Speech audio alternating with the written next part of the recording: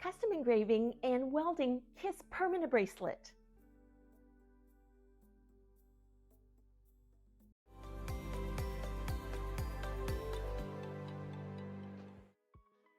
First, I start by preparing the design in xTool Studio. If you'd like to learn this process, you can find more information about our Ultimate Jewelry Laser Engraving training course in the description below.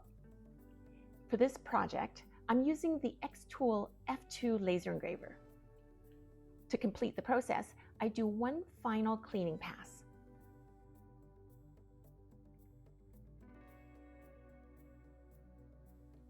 I'm also cleaning the surface with rubbing alcohol to ensure the best results. And here is the finished custom engraved KISS 2027 gold-filled connector. Now we're going to weld this into a permanent bracelet. Today I'm using the ZAP Plus 2 micro welder made by Sunstone Engineering.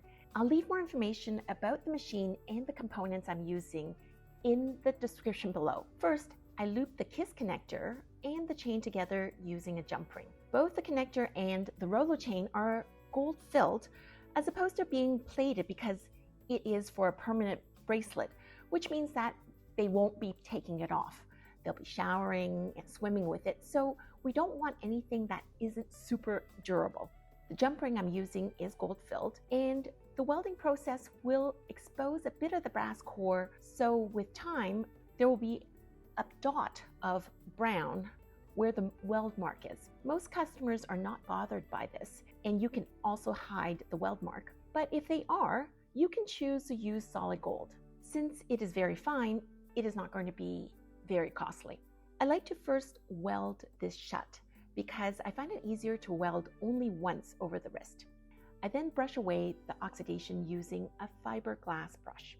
Now I'm ready to connect the other side and adjust the length over the wrist. I usually make the length loose enough to fit my finger under the chain and then ask them whether or not they're comfortable. When that is confirmed, I trim and weld.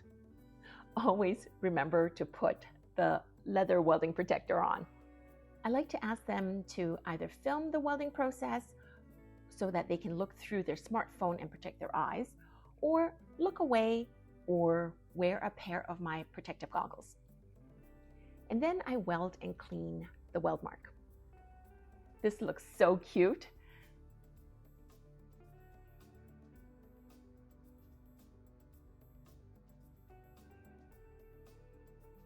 Sometimes I will pinch the jump ring slightly flatter with the weld marks on the side, hidden inside the chain link, so as to make them less conspicuous, like I've done here. And this is the final look.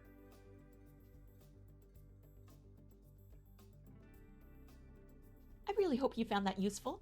Please remember to like and subscribe so you don't miss any of our xTool engraver videos in the future.